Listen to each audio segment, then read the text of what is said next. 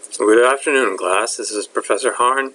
It's Tuesday, the 18th of October, and this will be a video lecture for today since I'm out of town on some research business. But I will be back for Thursday, at which time we'll go over our midterm exam taken before the autumn break. So we are continuing to roll right through our course here on engineering acoustics, and we're all the way down to section 5 in our course notes.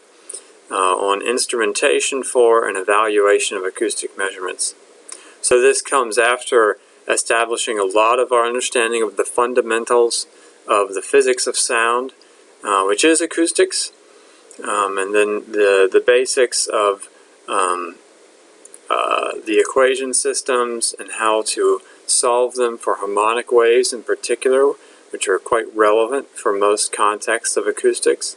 And then we looked into sources and source distributions, which is a convenient way of assessing more realistic, complex, and built-up acoustic systems. And having all this fundamentals behind us, we're ready to apply it. And this is the perfect way to do so, understanding how to instrument and evaluate acoustic measurements. And so, the short and sweet start to this is that microphones measure acoustic pressure. It's just that straightforward. I'm sure you've heard of microphones before. You may never have actually handled one that you're aware of, but it's microphones that serve us that important purpose. Now there's a trick involved here in that there's a massive range of levels that need to be measured by microphones.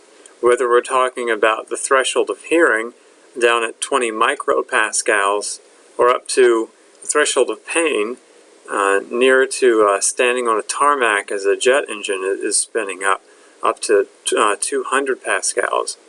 So, I mean, this is a tremendous 8 order of magnitude difference in the pressure amplitude here, and we need a single device that can do that. And so, in general, only high quality or lab grade microphones, let me get that out of the way, high quality or lab grade microphones can measure that such large range of acoustic pressure. Of course there are microphones in all sorts of devices, but those everyday microphones, such as in cell phones, they'll have a significantly reduced range of measuring pressure in contrast to lab grade, which in many instances can measure over that whole span. So although there are a variety of types of microphones that have been developed over the years, by and large there's only one that we really use, and they're called condenser microphones for this significant bulk of applications of using microphones. They're of a condenser type. So I'll describe the condenser microphone first and then show you a schematic of one thereafter. But the basics is that we have two parallel planes that are held with respect to each other. The topmost plane is called a diaphragm, and it's a tensioned metallic membrane, really, or diaphragm. And this is parallel to the second plane, which is fixed, rigid, and called a backplate. And if you look at a cross-section of a conventional condenser microphone, let's see if I can get this up closer to the camera there, the diaphragm sits above the backplate, and so the backplate is then mounted down through the center axis of the microphone, while the diaphragm itself is connected to the outer housing. So then, what's the operation involved in converting acoustic pressure into some sort of signal that we can make sense of? Well, there's a charge built up between these two parallel planes. And as a result of acoustic pressure changes in the environment, the diaphragm moves. It's a simple instance of what's called structural acoustic coupling, and that leads to a change in charge. And after some initial calibration, that charge change corresponds to change in acoustic pressure. And I'll note, just to emphasize, we've been dealing with harmonic complex exponentials a lot lately, but this acoustic pressure that we measure is the real part of the complex pressure. We're calling that the real part is the measurable, the actual pressure that would satisfy the acoustic wave equation. So that's the gist of it, but you could ask, where does the charge come from? These are just metallic objects. So there are two conventional ways of generating charge. One is to have prepolarization, and this is what the product that uses this is called the electret microphone. It was invented by someone who has since made a lot of money, named James West. He's very involved in, he was, at least to the best of my memory, very involved in the Acoustical Society of America. And he invented the electret microphone, and it's common in most mobile applications. But if you're working in a lab setting, the charge is typically provided by a preamplifier. And so this preamplifier is either an internal or external component that delivers that charge for your microphone. So let's have a look at one microphone that we use in our lab to get an understanding of what we're talking about. So again, if you remember the cross section here, basically all condenser microphones have this sort of layout. The diaphragm connects to the outer housing, the back plate connects to the inner axis, and they are electrically isolated and only able to interact with each other via the motion of the diaphragm, which causes the charge change. And so that to potential difference can be related then to pressure. So that architecture we'll look at in the context of this example microphone, the PCB 130 E20. And so this is the microphone that we use in our research lab. Open that up. They're contained very nicely in it's a felt container.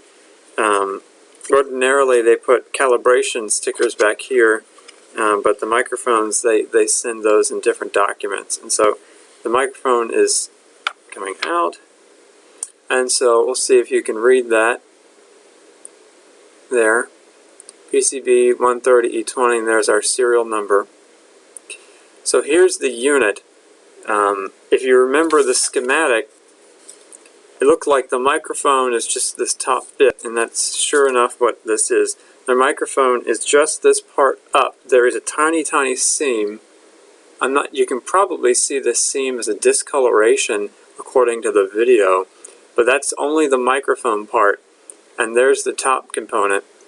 There's a thin, like acoustically transparent black layer. It's like a fabric over top of the diaphragm to prevent damage from any impinging materials that could get over to that. So then what's the rest of this whole body? Well, this is a built-in preamplifier.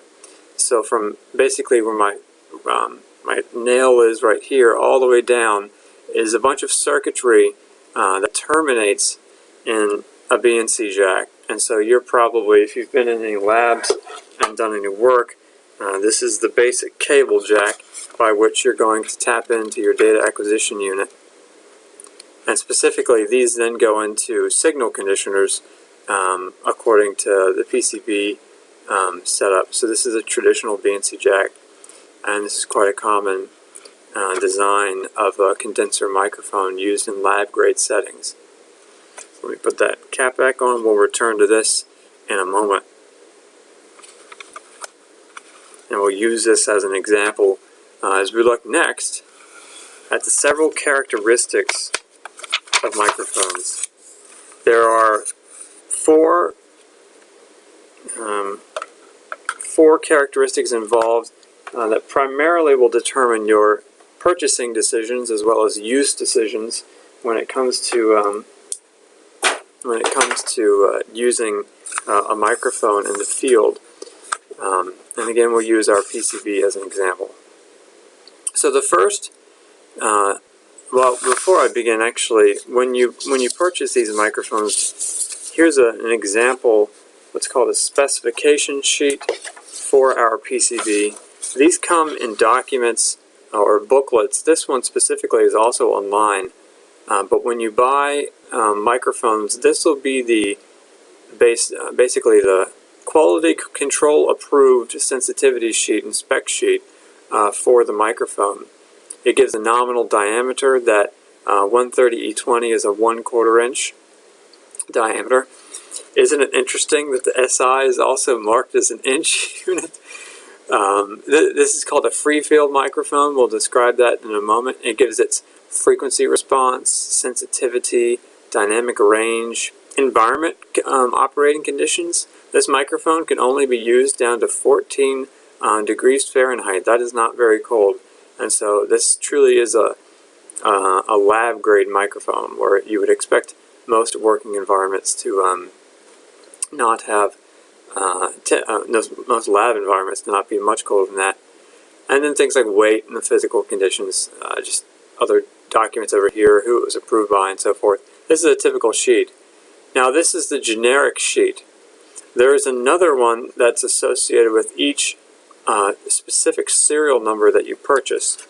So this is the serial number 43143, and there's a similar sheet to this, but it's explicitly for that unit. So there's a reason to have this generic, the one I'm holding, a spec sheet, which would be available, for instance, on the PCB website, because that gives you a ballpark indication of these characteristics that we'll describe momentarily. But when it comes to the unit-to-unit variation, you need the unit numbers for one particular practice that I'll describe, and very common practice that I'll describe in a moment. So that's the spec sheet. And the four primary and important characteristics that always come up in your purchasing decisions or use decisions for microphones, the first of which is sensitivity. You need to match your microphone to the levels of acoustic pressure that you will be measuring. And this is going to be reported on the spec sheet as a voltage per pascals, millivolts per pascals, or a decibels with respect to 1 volt per pascals. So this is, of course, the relation between our readout voltage and the pressure. And on our PCB sheet, we see our sensitivity at 200 hertz. The first line is listed as 45 millivolts per pascal. And so that is the generic, basically mean sensitivity that comes off the lines at PCB's manufacturing facilities for this 130E20 model of microphone. And so when we get our voltage signal out of our signal conditioning box and transmit that to our data acquisition system, this is the sensitivity number that we use to convert the voltage back to Pascal, or rather we use the inverse of that sensitivity. I mentioned here that sometimes the sensitivity is reported as a decibels with respect to 1 volt per Pascal. And so when we look back at the example, this is the sheet from your course notes. The sensitivity of that microphone is either 45 millivolts per Pascal or minus 26 dB with respect to 1 volt Pascal. And so if you do the math, you can convert in between the number of millivolts per Pascal over to the dB. It's just a simple conversion. The reason for having different presentations of the information is that people in different industries have different conventions, and so it's just an accommodation of that reality. So when we use a microphone, it's quite common to go ahead and use the sensitivity that's reported here on this sheet, this generic sheet, because if we just have one microphone, it doesn't really matter if we're off significantly. Those numbers on the quality control are pretty similar to what we're doing on our specific serial number unit, what difference there could be in sensitivity. So it's quite common to just use a specification sheet. But if you're using multiple microphones, that says microns, but it should say microphones, you must use the calibrated sensitivity. And so this would be that other card that's included with your purchase. And it will be some separate card or sheet. Or you can measure it with a microphone calibrator. And most labs will have them. And our lab does. So this is a Larson Davis calibrator. It's actually a company that's now owned by PCB. They used to be a separate entity. But the microphone, there are only a few buttons on this thing. It's an on. And then it shows either we're running at 94 decibels or 114 decibels. And there's a switch, a toggle switch that would hop you back and forth. So this thing emits sound at 1000 hertz. It has its own serial number. And what are you doing with it? Well, it has a hole down here into which the microphone is inserted. Okay? And this will set, I think it's set. Okay, so it went in a little bit more, now it has stopped. And when I hit go, or on rather, it will blast 1000 hertz at that microphone at either 94 or 114 decibels. So when I take that data and measure that data and have my data acquisition out, I can look and process the amplitude of the pressure, convert that to an RMS, and then find how far off am I from these two values. Basically, it enables you to compute the sensitivity. So maybe it's not 45 millivolts per Pascal, maybe it's 47. I've seen swings in our lab when I calibrated our units with this calibrator. Our PCBs ranged from, in fact, none of them were 45. Most of them were 47 up to, I think the outlier was 53 millivolts per Pascal. So when we use multiple microphones, we must have this, because otherwise we could incorrectly be predicting an overall sound field by using a common sensitivity that doesn't actually apply to all of the microphones. So you have to calibrate if you're using more than one. The next characteristic of microphones is the frequency response. And so these are the spectral influences on the sensitivity. So how your millivolts per Pascal changes as a function of the frequency it's detecting. So these also come in both a generic quality control sheet as well as with your unit. And here's the quality control result for the PCB. It shows from 20 hertz up to 20K. As you mentioned before, that's the human hearing range. But from 20 to 20K, it's pretty flat with variations up to about 1.5 decibels over that range. So I just use the term flat range. So typically you want a flat frequency response. It means that your microphone can measure identically well at any frequency across which it's intended to be used. And so ordinarily you want a flat frequency response for most applications. The third characteristic of microphones is a dynamic range, and this is the decibel span. It's typically reported in decibels. It's a decibel span across which microphone provides mostly error-free measurements.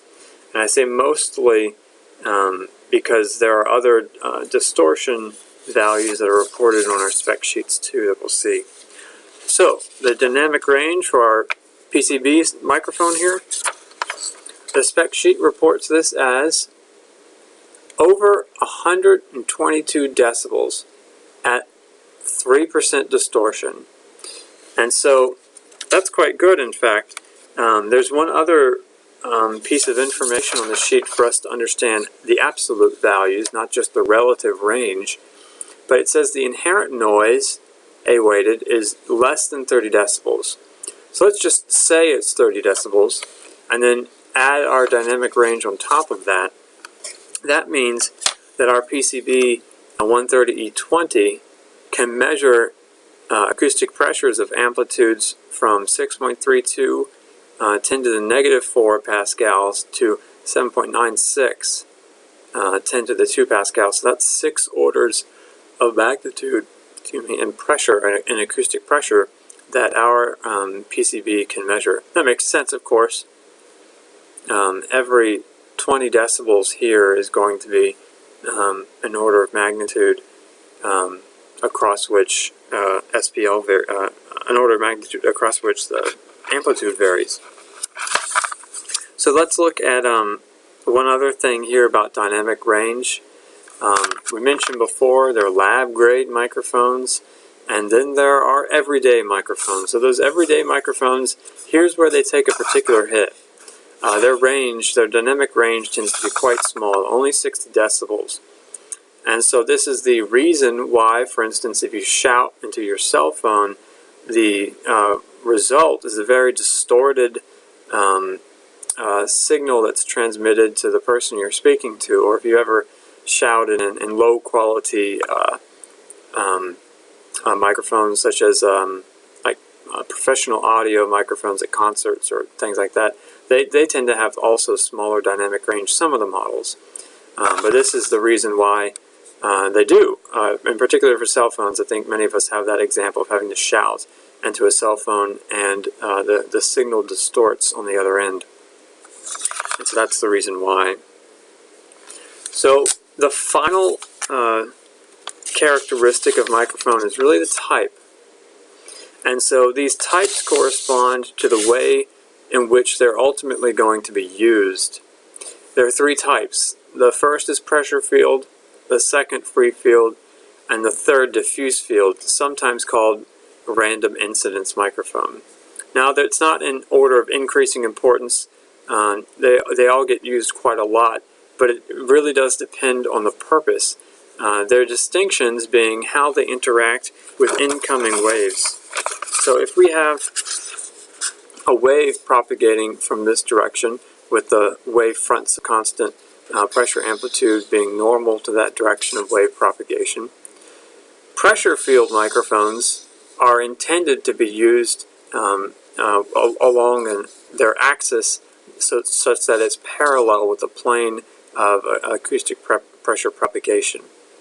In a different way, free field are intended to be in the direction oriented in the direction of wave propagation, while diffuse field doesn't so much as matter. They're intended entirely for just arbitrarily arriving pressure waves, and so they are ideal for that purpose. So under what conditions then would we want pressure-free or diffuse field microphones?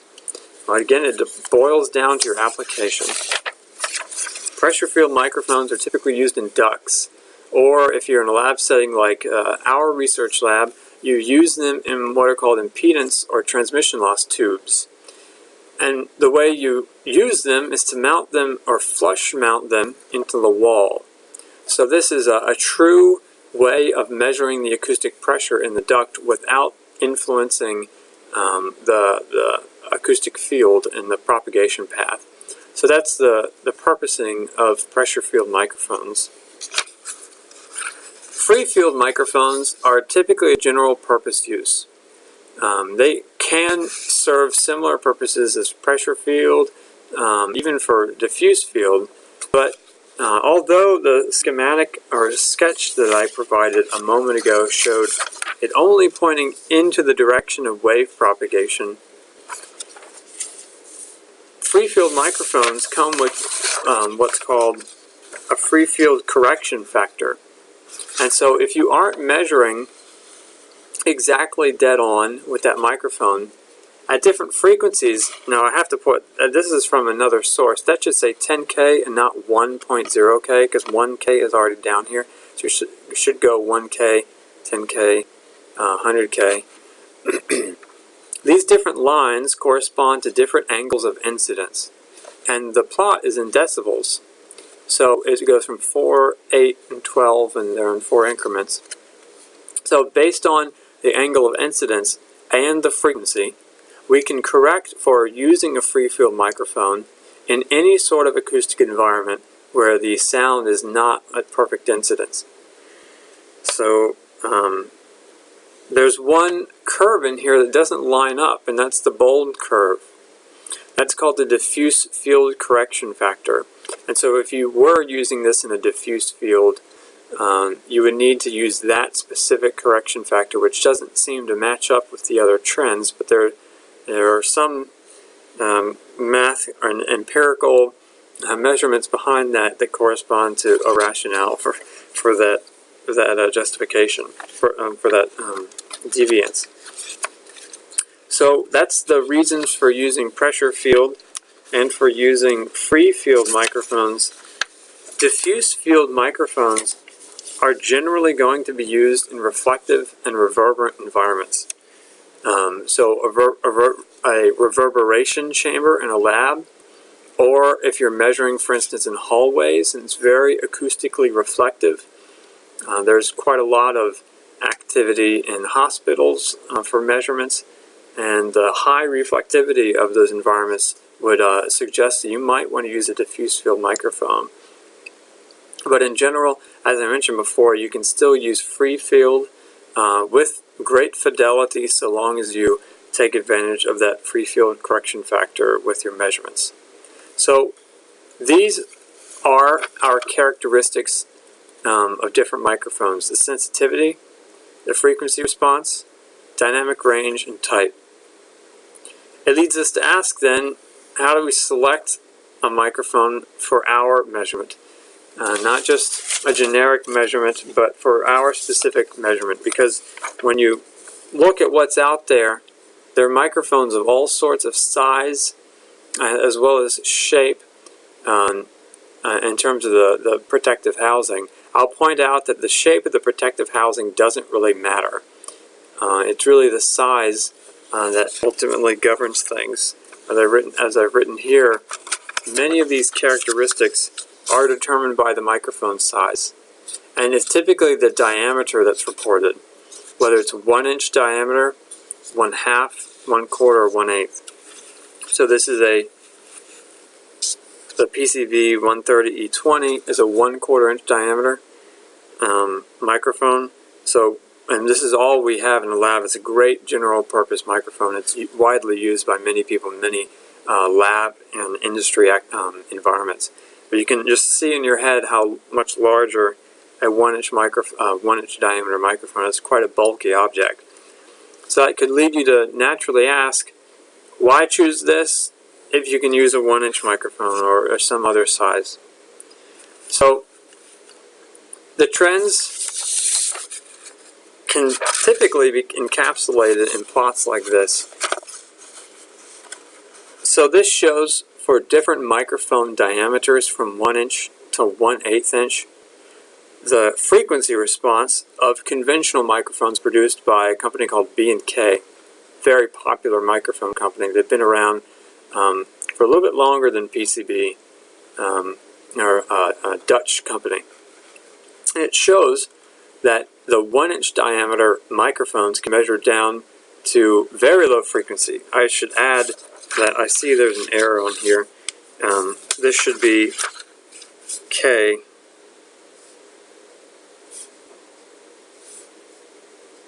Interesting that they didn't mark that, although I do have a note about that in the course notes.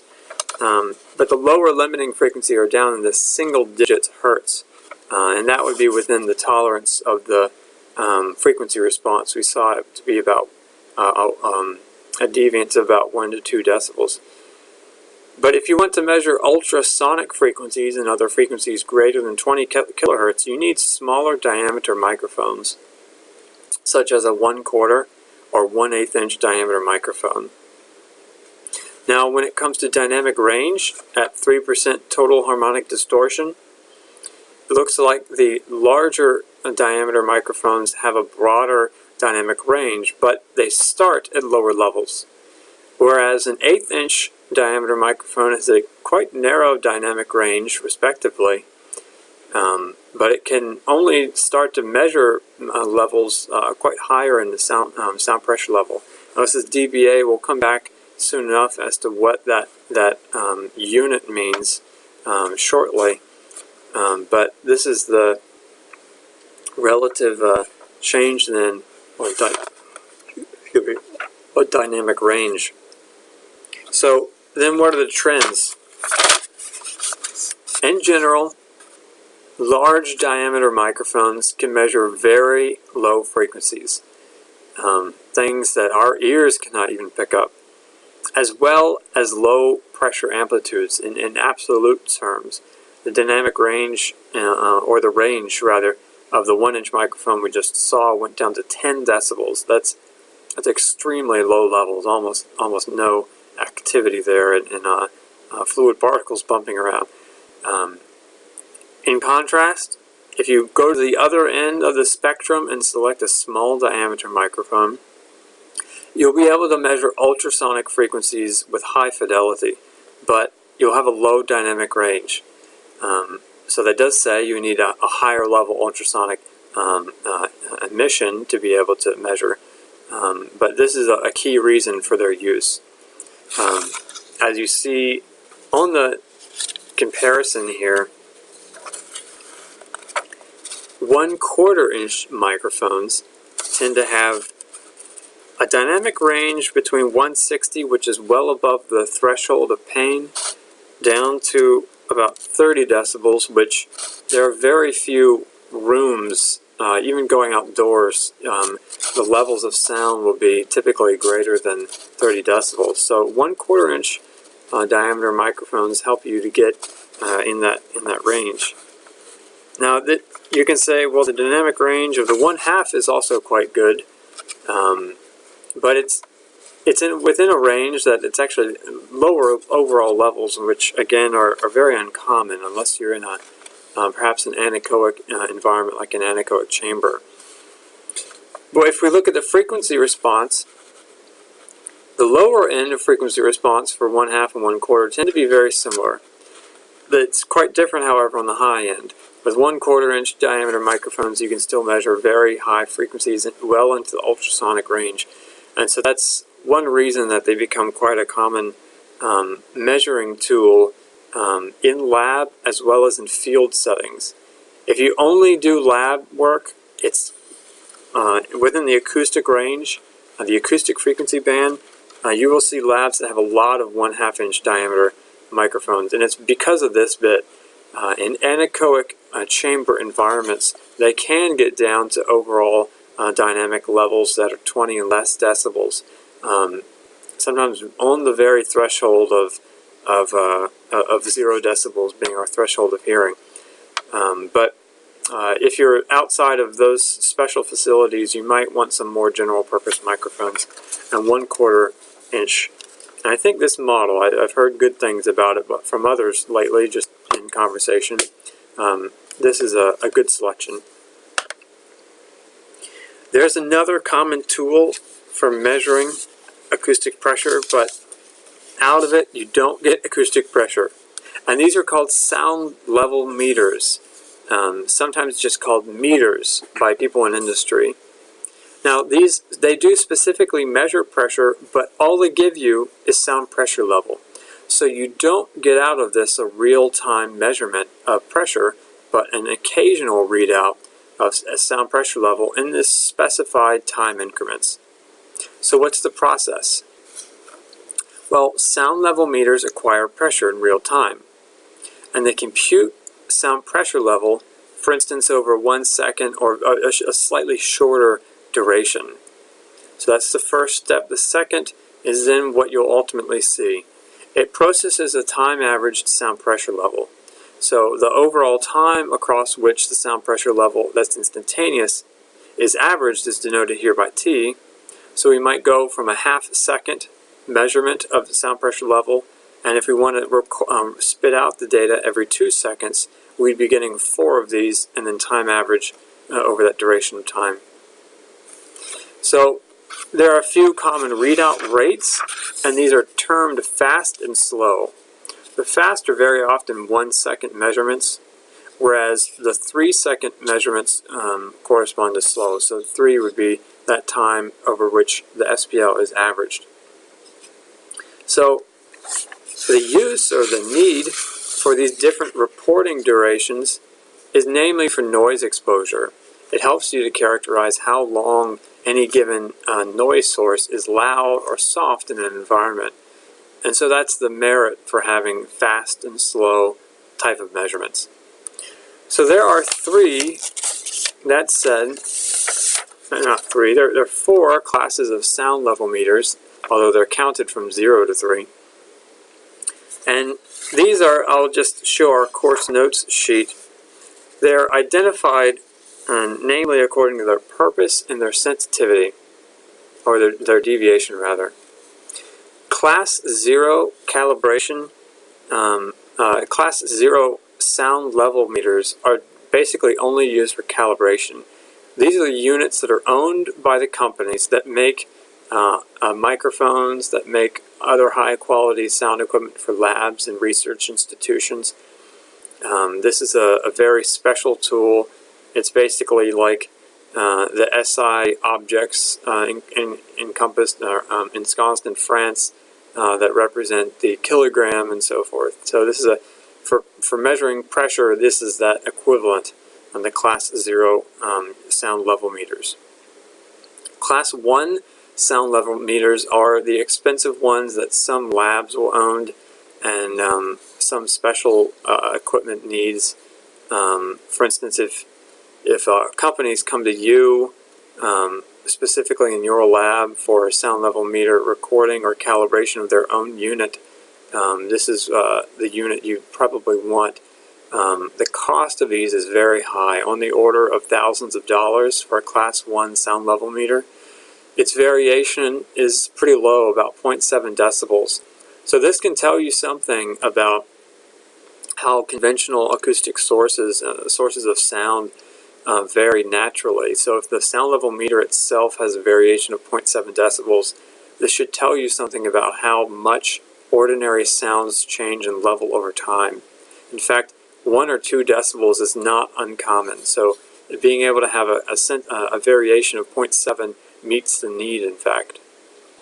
Then we have Class 2. The cost of these starts coming down to hundreds of dollars, and these are more so general purpose. They occasionally will record the time-varying sound pressure level and allow you to output that information in some software, while their variation in time starts to raise up to about 1 decibel, plus or minus. And then finally are survey meters.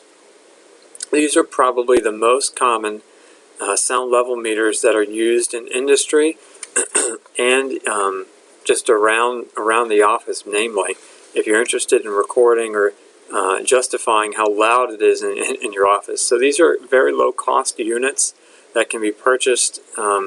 Nowadays there are many of these available on Amazon for about $20. And at least according to the reviews, I'm not one of them, but at least according to the reviews of people who have compared Class 3 meters with, for instance, Class 2 or Class 1 meters, they will vary with respect to the Class 1 measurement by only about 1 or 2 decibels. And since I said it before, the natural variation of most acoustic sources is on that order, this is a remarkable advancement of technology in recent years for the development of these Class 3 meters. And this is an example of one. So this is a Class 3 sound level meter by some unnamed company. This is one of the ones purchased from Amazon. So digital sound level meter. Hope this can come into focus. So this is a windscreen. We'll talk more about these in a minute. But all sound level meters have this jack on the back. So this is a 1/4 20 thread unit. And this is the standard for tripods. If you have ever used a tripod for a camera or video camera, this is the same jack, so this would mount and screw onto a tripod. So sound level meters for best measurements need to be taken away from your body, away from reflecting surfaces, because that otherwise does not reflect, it does not represent the true overall sound level in the environment. So this is the reason for this mount for a tripod. It would be mounted on a tripod left out somewhere in a room or in, say, somewhere outdoors, or whatever your measurement environment is. Allow it to run for a while, we'll turn it on in a moment, and then take the data back and look at it later. Now with this, since the readout is just this display, we're basically stuck to looking at it within arm's reach. If you can get that away from your body enough, or if you can read this large display from a microphone, a tripod mounted at a distance, that's best. So these are called wind screens. They prevent wind noise on microphones, and this is a microphone, and this is a 1/2-inch microphone. And I think I could screw this off. I kind of don't want to. You don't want to mess up microphones by damaging the diaphragm, so I'm going to leave that screwed on. I do not want to destroy this, and so that just slides on. And our measurement, of course, it being above a desk and then myself right above this, it's going to be a little bit messed up by those noises. But let me quiet down here for a minute and see what our background noise level is. And this is recording, as you see, in dBA. We'll come to that later in this part of the course, but let's see what the background level kind of averages out to.